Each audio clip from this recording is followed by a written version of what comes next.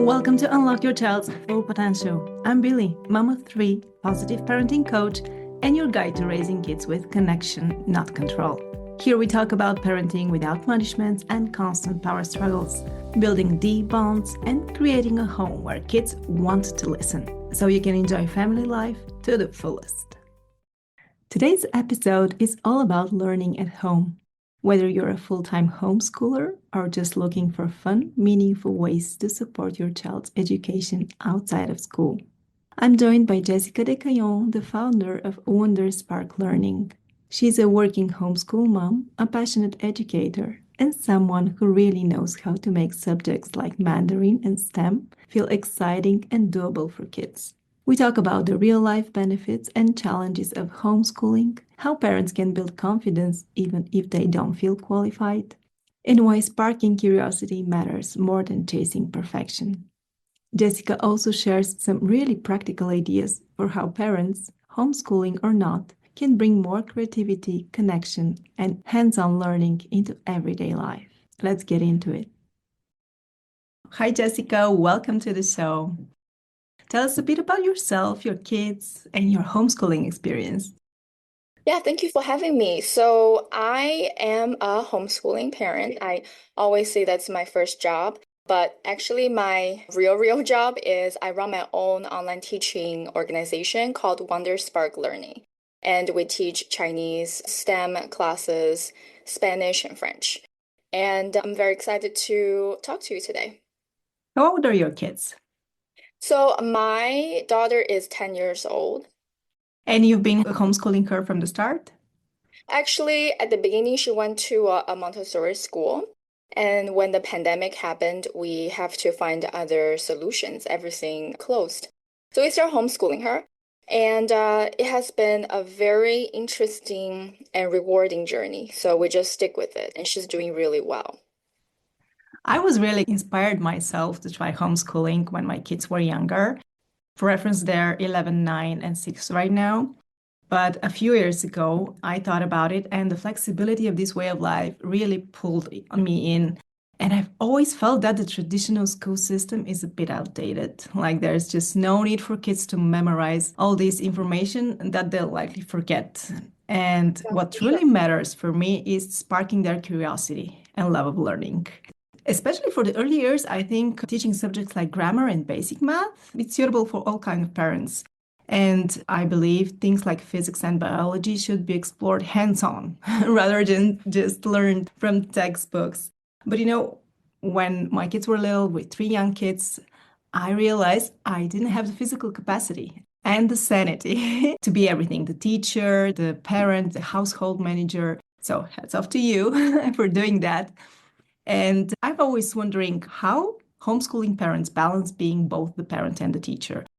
Without an outside authority figure, how do kids know that it's time to be serious and focus on learning right now?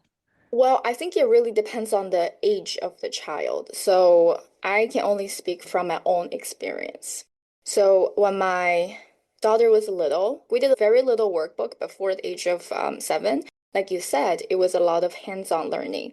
So I was doing things with her, and that was the most time-consuming part of homeschooling is to spend time learning with her and then actually guide her to become independent. I think and I don't know if this is everyone's experience, but when I tried to do workbook with her when she was little, she just hates it. And then in my gut, I just feel like she's gonna hate learning if I keep pushing it. And now she's 10 years old. She actually can focus longer. She can finish a whole project on her own. And I think it's from like when she was really young that the time invested in guiding her and showing her like how to finish a project from start to finish.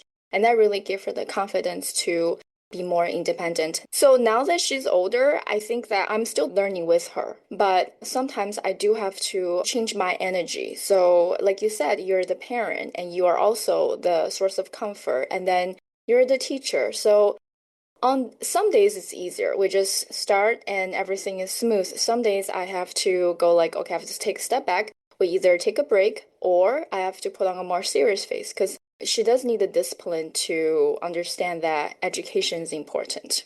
And for anyone who's struggling with homeschooling, like they're doing it, but it feels too much. Is there anything they can adjust to make the experience more manageable or effective? So for me, I grew up in a traditional school system. So for me, it was a lot of I have to finish fifth grade and know everything about whatever you're supposed to know by the end of fifth grade. And I think I have a lot of conditioning like that. So as a parent, and I assume maybe a lot of people are like me that grew up in a traditional school environment, we have to get rid of the standards. And I think every kid learn very differently. If I'm just like, go the unschooling style and I'm just going to let my kids do whatever they want, how do I make sure that they're actually learning, they're actually going to be a self-sufficient person when they grow up, right? And I think it just there's so much anxiety in catching up to the standards that we have to let go of the notion that we have to be like everyone else. And for me, a really eye-opening experience was that this year, my daughter did, so we don't do any tests or quiz at home, but in the back of my head, I'm really curious, like where is she in terms of her level? So she's in fifth grade, and we did the MAP test yesterday. So that test will really figure out like what their math and English level really is at. So we just did that once last year because I'm really curious, and she is above grade level in both math and English. So, that really made me feel a bit more self-assured and give me the confidence in going like, okay, maybe the no quiz, no test thing really, and that's okay. Like we don't do that at home and that's okay, right? So if that's something that you're really wondering in the back of your mind, I think it wouldn't hurt to seek the traditional way of evaluating and testing and see where they're really at. And how efficient is this way of learning? I mean, does she have more time for outside play, for sports? I think that the kids spend so much time at school doing less than they could do on their own. What's your opinion on that? Yeah, so I personally feel like homeschool cut down a lot of administrative work where we're not moving from one test to another, where we can become more efficient. My goal is always to finish the academic aspect of it within 2 hours. And so she has her own YouTube channel. She is learning how to edit video. She has her own business where she makes those protein balls. She has a sticker business as well, and she wants to become an artist, maybe like a filmmaker. She's still exploring. So in the afternoon, like after school, that time we can really explore like what her interest is. And we just finished a basketball season, and that was very intense. That was lots of practice during the week, and then we have game every weekend. And that allows us, homeschooling allows her to sleep in. I think sleep is also an area that we don't think about when we go to traditional school. We just get up so early and we don't even think about. But I think a lot of kids are also sleep deprived. So she's Mhm. able to sleep in, every morning while we were doing basketball. I love that. I love that she already has interests like the YouTube channel and her own business. And this is something that's missing in the traditional system. And my kids go to a traditional school and they're over there like the whole day. It's a 9 hour workday and they don't have the energy or the time to do anything besides that. So I love this aspect of homeschooling that she can follow her interests. And now let's talk about play-based learning. Why is this such a powerful tool for building confidence and curiosity in children? So I have a lot of theory. How when we were younger, we learned. So my daughter used to put everything in her mouth, like when she was a baby, right? So when we were like little, we explore the world by tasting, like our mouths, like breastfeeding with my daughter. That's her first contact of the world. And then gradually they start walking and they're touching everything. And I think that the strength of their motor skill actually help their brain develop. So when they're little, I think the worst thing you can do is make them sit and do workbooks. But if they are moving with their body, learning sports, dance, and just, on the playground, getting dirty, getting to mess, I think that's really good for them because they're developing their brain, even though it doesn't feel like they are learning anything. But having like that, able to cut very precisely on a line for a 4-year-old, that's a huge accomplishment. And just the little things like that really helps them when they become 10 years old, 12-year-old, really help them to focus better and have the grit to work on the project on their own. So before the year of 7, we really did a lot of informal learning and we did a lot of Montessori style learning. It's a lot of hands-on, you touching stuff, You're learning letters and mathematics, but through very concrete examples. So for them, where their abstract mind haven't developed, having this concrete example of what mathematics and English look like really helps them understand that concept when they get older, when they need to be more abstract. I love that. And how do parents support their kids' creativity without worrying that they get it right? What's your advice on making this joyful rather than stressful? How do we encourage kids their natural creativity without pressuring them? Sometimes we are hovering over them and trying to control their play. Well, when we are in school, when we take tests, everyone wants to get 100%. And then the real life, it's the opposite of it. We're just getting better each time. We don't necessarily get it perfect the first time. So I think a lot of people have the notion, I have to get 100% on everything, including play. Whereas play, it should be relaxing, it should be fun. And I always tell my daughter, and I have a problem with perfectionism with myself, with my work. I always feel like it has to be perfect before I ship the stuff. Whereas I think the idea of just try different things and it's okay if you fail and ship the stuff and then you get feedback from the world. And that's why I encourage her when she wants a business. I said, you just go try to get your first customer and see what they say. And you can improve upon it. Whereas you're in your own echo chamber, and that's a very time wasting and very isolating experience. We want the best for our children, right? And that comes from a place of love. But for me, it's really hard for me to bite my tongue when she's making stuff. I'm like, she's very focused, but she's doing it wrong. I really want to tell her. But then there are like stuff that you really can just, if they're not in danger, I'm like, okay, let them be. If they're breaking stuff that's not that important, I'll let them be. But it's really hard for us because we come from a place of love. Right, right. And our own conditioning, as you said earlier. Yeah. This is how we did it. This is the way we were raised, and we are repeating the model. And I wanted to talk about languages and STEM learning because this is your focus with your program. What are some practical ways to integrate for the homeschooling guys and even for the people that are having their kids in the traditional school system, that we can integrate language learning and STEM exploration in everyday life?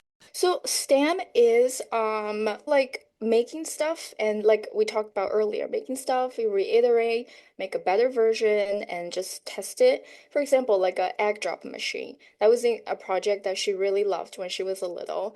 And just through that experience, she is able to make a better version. It's a relatively easy project, but that gave them tremendous boost of confidence, right?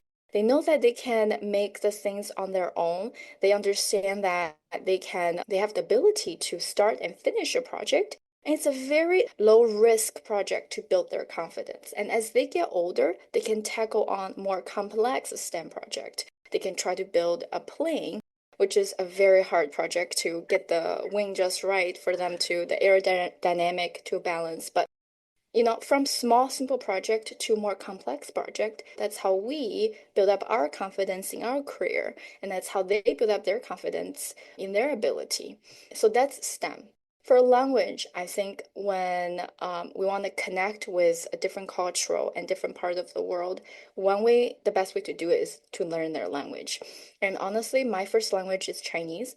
And I feel like when I'm speaking Chinese and when I'm speaking English, I have a different way of thinking.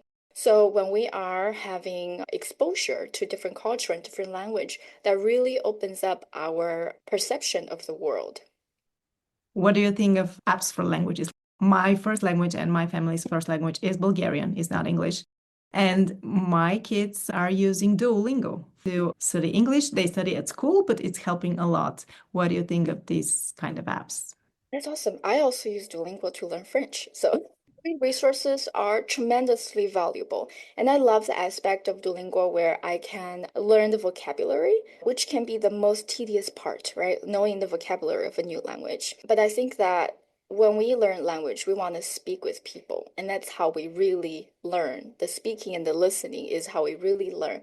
So I think Duolingo is really good to expand your vocabulary, but I also enjoy the aspect of online learning where in a live class we have other students and the instructor to guide us to communicate with each other. And that's how I think verbal communication really stick.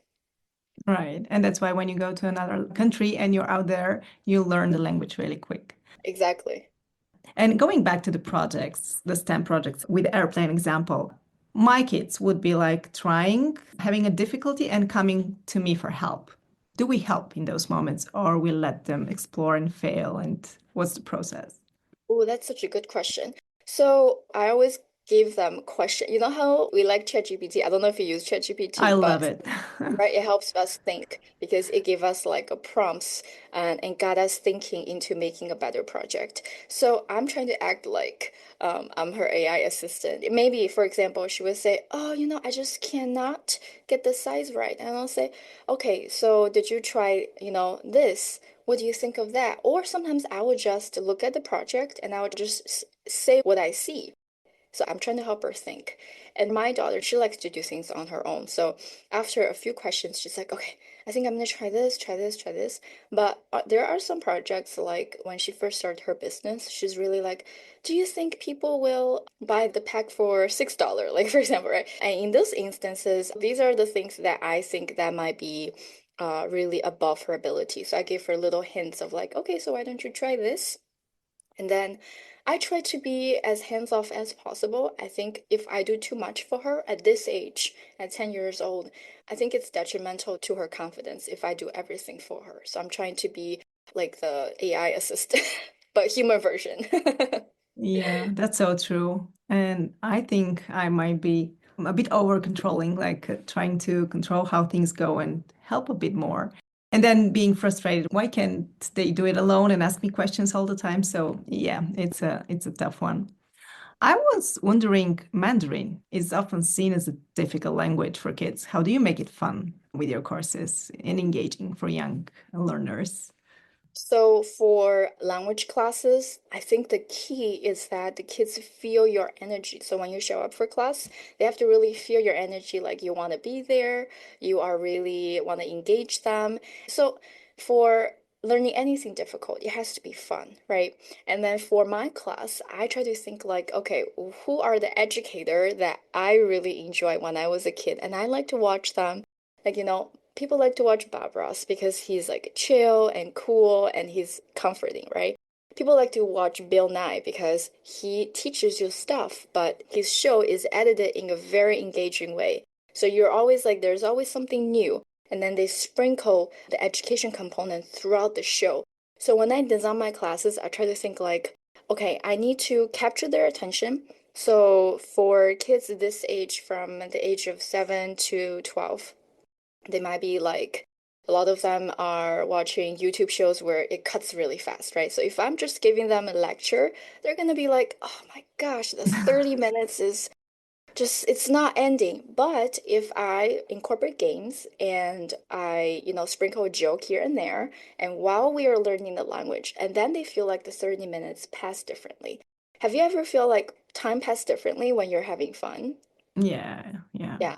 So So I try to make sure that they feel like the 30 minutes goes by really fast. I saw on your website that you offer an online course called Outdoor Adventure Skills. And it sounds really unique because how do you make something like outdoor skills work in a self-paced online format for kids? So a lot of family that take self-paced classes, they might be traveling around the world and their schedule doesn't really fit with our schedule. Or some kids are neurodivergent and they need more of like a safe environment where they can explore on their own. So these formats are really designed to be flexible and they are always short. And then at the end of the lesson, I'll give them a task where, you have to tell them it has to be a grown-up supervised. And these lessons, a lot of grown-up are taking it with them. So I'm more of like the lesson, and then they're the guide that guides the students. And sometimes parents just need people to plan out the lessons for them because it's time consuming planning a lesson. So our lessons for self-paced lesson, it's always very short. Make sure that they can have a hands-on practice right away. So, for the people who are not that confident in their own skills to educate, your lessons are perfect because you have already structured the thing. The kid is taking in the lesson and then they can go support the kids to do the project. For if sure. they need some help. Okay, awesome. That's amazing. Because I always thought that if I'm the homeschooling parent, I need to know everything. I need to have so much knowledge and so much competence in delivering the lesson. And nowadays, it's not like that, right? There's so many resources like nowadays. I can imagine if we were homeschooling 20 years ago, you have to be so much more resourceful than we are today. Today, it's like there's so much resources out there. And what are some topics that you think should be covered outside the languages, STEM, and sport? Homeschooling parents, what should they focus on? What skills other than math and languages should they cover? I think one thing is money. I think that if we are in this capitalistic world, we have to know how to make money and invest money and save money. And money is such a touchy subject for a lot of people. So a lot of family avoid talking about it, right? So one tool that we started using a couple years back, and this is not a sponsorship, but it's a green light card for kids where they can save, spend, and invest right in the app, and they have educational videos. I really like it. And we talk about, okay, how much do you want to put in spend? How much you want to invest? And she gets to pick out her own index fund or stock, and she can read about them. I think money is a really great topic to incorporate in your day-to-day conversation. Everything costs money. That's one. And I think that's one that's like universal. Every family can incorporate that into their day-to-day conversations and lessons. And other topic, it could be very specific, right? The beauty of education nowadays is we don't have to do the same thing like everyone else. So that would be one thing. That would be my advice. Yeah, that was my next question. If parents could take away just one thing from this conversation, what would you want that to be? I think most parents have the best intention for their own children. And sometimes I'm just saying, talking about me as an example, I let my anxiety overcome the trust I have in the process. And I think that sometimes we have to trust more that we have done our best and done our job. And we just trust the process and our children are going to be okay. And sometimes I'm just like, oh, am I doing enough? Especially, I don't know if it's specific for mothers. Maybe some father also feel the same way. But sometimes I feel like, am I spending enough time with them? Invest enough resources in their study? There's always that question in the back of my mind. But I think that I need to remind myself I just need to trust the process and trust myself more. And I think maybe other parents can also use that advice of just chill. Everything is okay. You have done your job, right?